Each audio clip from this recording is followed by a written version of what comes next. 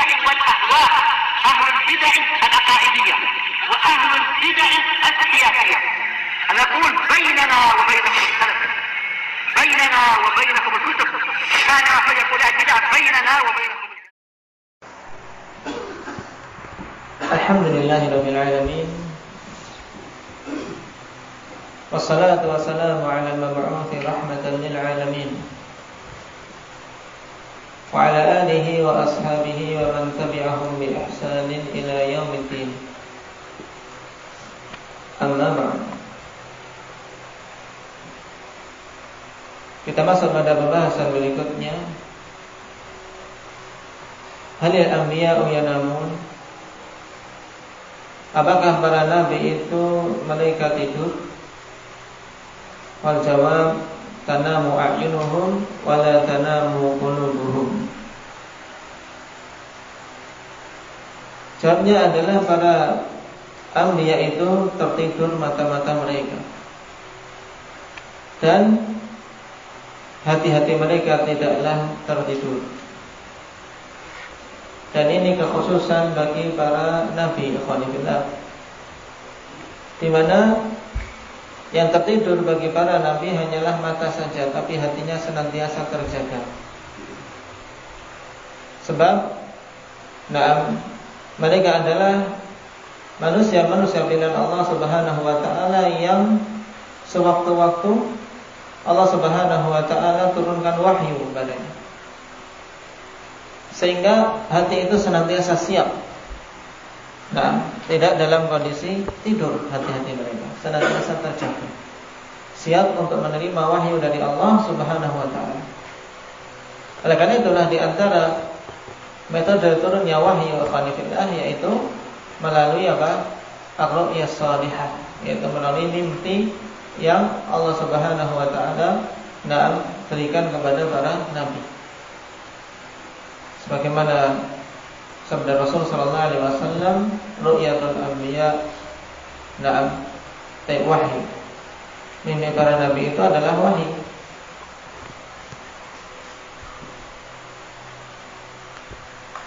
Apa dalilnya? Wa dalilu hadits Aisyah radhiyallahu anha qalat, qultu ya Rasulullah, atanamu qabla an tutir? Aisyah radhiyallahu anha mengatakan, aku berkata kepada Rasul sallallahu alaihi wasallam, wahai Rasulullah, apakah engkau akan tidur sebelum engkau berwitir? Yaitu setelah Nabi sallallahu alaihi wasallam melakukan qiyamul lail tapi belum berwitir, kok Nabi sallallahu alaihi wasallam tiduran. Maka sang istri bertanya kepada beliau, apakah engkau akan tidur sebelum berwitir? Naam. Faqala ya Aisyah, inna 'ainayya tanaman wa la yanamu qalbi. Maka Nabi sallallahu alaihi wasallam menjawab, wahai Aisyah, sesungguhnya kedua mataku tertidur dan hatiku tidaklah tertidur. Pada hadits yang mulia ikhwanillah yang diriwayatkan oleh Imam Bukhari dan Muslim terdapat faedah-faedah yang banyak. Di antaranya berhubungan dengan pembahasan yang ditanyakan di sini, yaitu apakah para anbiya tertidur? Jawabannya iya, tapi tidur yang berbeda dengan tidurnya kita. Kalau kita tidur mata dan hati, tidur mata dan hati kita. Sedangkan para nabi yang terlelap hanyalah kedua matanya, tapi hatinya senantiasa terjaga. Baik. Faedah yang lain ikhwanillah di sini menunjukkan hidupnya rumah tangga Nabi sallallahu alaihi wasallam di atas ibadah. Tatkala di sepertiga malam yang terakhir mereka pun bangun. Rasul sallallahu alaihi wasallam bangun dan Aisyah pun bangun. Dan Aisyah mengingatkan, khawatir jangan sampai Nabi sallallahu alaihi wasallam kelupaan tertidur sebelum beliau berwitir. Mita'awun 'alal birri wat taqwa ikhwanillah. Ya, apabila suatu keluarga terwujud keadaan yang seperti ini, maka itulah keluarga idaman, keluarga yang memenuhi kriteria sakinah, tenang dengan zikir. Ala bi dzikrillah tatmainnul qulub. Ketahuilah dengan zikir, mengingat Allah Subhanahu wa taala, hati-hati akan tenang. Nah, jadi ketenangan suatu keluarga ikhwanillah tatkala keluarga itu hidup di atas apa? Di atas peribadatan kepada Allah Subhanahu wa taala. Nah, saling bantu-membantu untuk apa? Untuk beribadah. Dan itulah yang hendaknya kita wujudkan. Juga bagi siapa saja yang belum membina rumah tangga untuk apa? Berharap pada Allah untuk bisa apa? Mendapatkan suatu keluarga yang apa? Yang sakinah, keluarga yang berbarokah. Karena Allah Subhanahu wa taala yang apa? Yang memilihkan apa yang terbaik bagi hambanya. Ini penting. Yang terbaik kita serahkan pada Allah. Nah, jangan mengandalkan kepada logika dan pikiran matematika kita. Kembalikan pada Allah Subhanahu wa taala. Nah, untuk dipilihkan yang terbaik. Faedah berikutnya dari hadis, ketika para nabi ikhwanillah hati-hatinya tidak tertidur, maka tidurnya kedua mata mereka tidaklah membatalkan wudu. Jadi tidurnya para nabi tidak membatalkan wudu, berbeda dengan kita. Kalau kita tertidur maka wudu kita batal. Tentunya tidur yang betul-betul tidur terlelap. Adapun sekedar kantuk, alhamdulillah seorang terangguk-angguk kepalanya. Nah, kita bisa membedakan seorang yang kantuk masih sayup-sayup suara di luar masuk, ya kan, terdengar. Kapan saja ada suara lebih keras, dia terjaga. Tapi kalau tertidur betulan maka sudah hilang. Nah, indera kita terhadap sekeliling evangelis sudah tertutup semua. Maka ini tidur sudah terlelap. Nah, siapa saja yang sudah dalam kondisi ini evangelis berarti wudunya batal. Kenapa? Dikarenakan dalam kondisi tersebut dia sudah tidak sadar apakah keluar angin ataukah tidak. Nah, dari sinilah kemudian para ulama menegaskan bahwasanya tidur membatalkan wudu. Kecuali tidurnya siapa? Indah ya Nabil. Tidur membatalkan wudu kecuali tidurnya siapa?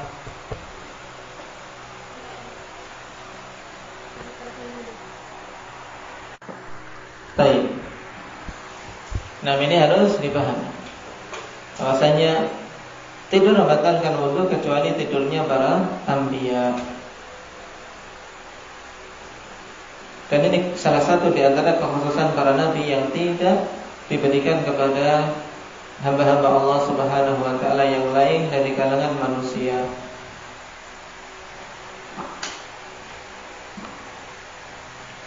Faedah yang lain alhamdulillah juga apa? Isyarat tentang pentingnya sholat witir. Sholat witir alhamdulillah ini sangat penting. Bahkan dulu di awal-awal pensyariatan sholat ini wajib. Nah, namun setelah itu kewajiban tersebut dihapus dan hukumnya menjadi sunnah muakkadah, sunnah yang sangat ditekankan. Rasul sallallahu alaihi wasallam katakan, "Autiru qabla an tusbihu." Berwitirlah kalian sebelum masuk waktu subuh. Perintah untuk apa? Witir. Jangan sampai seorang masuk waktu subuh dia belum dapat witir. Nah, jadi usahakan alhamdulillah hari-hari kita itu tidak bolong, tidak ketinggalan dari melakukan sholat witir. Karena keutamaan yang besar Rasulullah SAW tidak pernah meninggalkan sholat witir baik ketika mukim maupun ketika musafir. Dan beliau khususkan pengemban Al-Quran dengan perintah khusus. Beliau katakan, "Autiru ya ahlal Quran." Berwitirlah kalian wahai ahlul Quran. Kenapa? Karena memang mereka orang-orang yang dimuliakan. Maka jangan disia-siakan Al-Qur'annya dengan apa? Tidur saja tanpa digunakan untuk sholat. Berwitirlah. Dan sampai Rasulullah SAW wanti-wanti sebagian sahabat untuk witir sebelum tidur. Karena apa? Karena dikhawatirkan ketika tidur tidak bangun nantinya. Dikarenakan kebiasaan beliau mungkin tidur sampai larut malam untuk mempelajari ilmu. Sebagaimana yang diwasiatkan kepada Abi Hurairah radhiyallahu anhu. Rasulullah beliau mengatakan ausani khalili bi thalath. Kekasihku yakni Rasulullah sallallahu alaihi wasallam memberikan wasiat kepadaku dengan 3 perkara. Bisyami thalathati ayamin fi kulli syahr. Wasiat yang pertama yaitu wasiat untuk berpuasa 3 hari di setiap bulannya. Minimal seorang dalam 1 bulan puasa 3 hari. Dimanapun tanggalnya ikhwanillah, yang penting minimal 3 hari diusahakan. Dan yang paling utama dari 3 hari yang dilakukan adalah 3 hari yang dinamakan dengan Ayyamul Bid, yaitu tanggal 13, 14, 15. Hari-hari di mana langit cerah dengan apa? Dengan sinar purnama.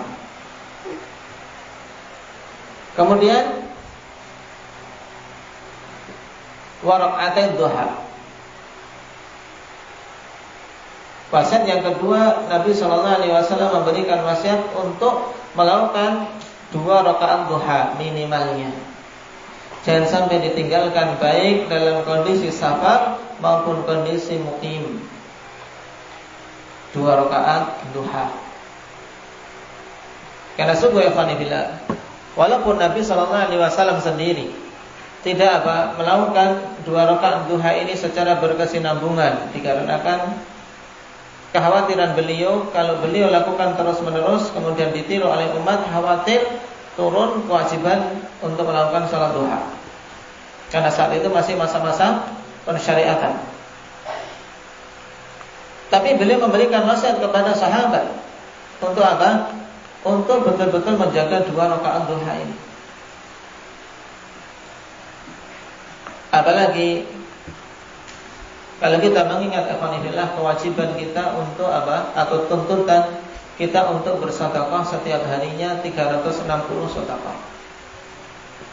Berapa kita dituntut sedekah? Wahyu, setiap hari. Setiap hari kita dituntut sedekah 360. Kenapa kok 360 Arif? Ada apa dengan jumlah 360? Jumlah tulang rusuk, banyak sekali tulang rusuknya 360.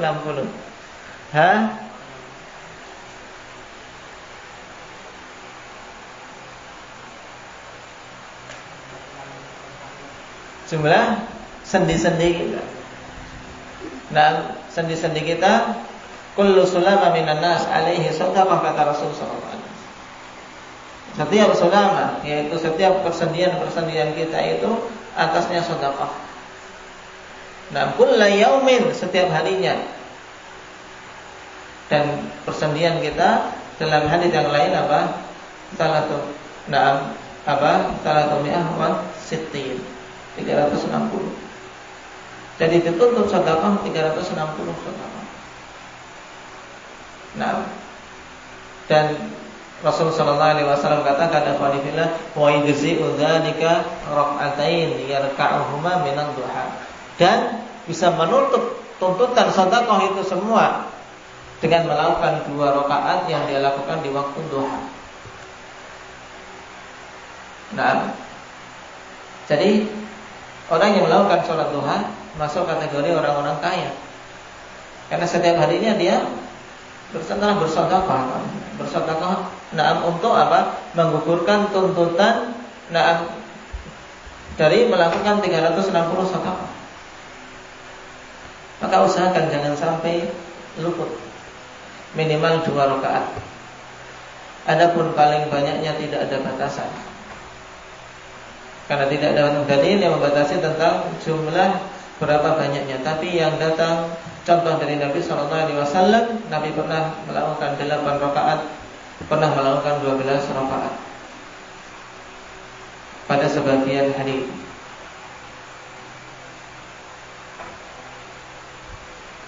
Kemudian yang ketiga yang menjadi inti dari hadis Abi Hurairah ini adalah apa? Wa an utira qabla an anam. Dan Nabi berwasiat kepadaku untuk aku berwitir sebelum aku tidur. Maka siapa saja yang khawatir nantinya akhwanifillah tidurnya ketika bangun mepet ke kamar mandi ini dan itu, habis waktu sudah azan subuh, maka hendaknya dia berwitir sebelum tidur. Ini mungkin bagi mereka-mereka yang tidur larut karena dia belajar atau ada pekerjaan malam dan seterusnya. Jaga-jaga, khawatir tidak bangun, maka tidurnya, maka witirnya sebelum tidur. Jangan sampai ditinggalkan. Tapi kalau dia mampu bangun sebelum azan subuh, di azan yang pertama misalnya, atau setelah itu sedikit, yang penting dia masih mampu untuk melakukan witir sebelum waktu subuh, maka lebih utama untuk melakukan witir di sepertiga malam terakhir tersebut, di waktu-waktu sahur. Dan dulu para salaf alhamdulillah sangat mencela para penuntut ilmu hadis kok sampai meninggalkan sholat witir. Sangat dicela. Maka ijtahidu, hanya bersungguh-sungguh, dan alhamdulillah Allah Subhanahu wa taala berikan kemudahan pada kita alhamdulillah, terkhusus yang kita rasakan di tempat ini, di mana ada azan awal, sehingga bahasa seseorang bisa terbangun dengannya. Jika pada zaman ini banyak kemudahan dengan alarm-alarm yang keras, tinggal yang dibutuhkan adalah tekad dan niat. Yang dibutuhkan tekad dan niat. Tanpa tekad, tanpa niatan, semudah apapun sarana tidak akan mungkin bisa terlaksana. Tidak akan mungkin terlaksana. Betapa banyak manusia yang diberi sarana begitu banyak, tapi tidak bisa mengarahkannya untuk kebaikan-kebaikan. Karena tidak punya tekad untuk baik dan tidak punya niatan. Barakallahu fikum. Ini poin yang ke-193. Nasallallahu azza wa jalla an yuwaffiqana lima yuhibbuhu wa yardah. Walhamdulillahi rabbil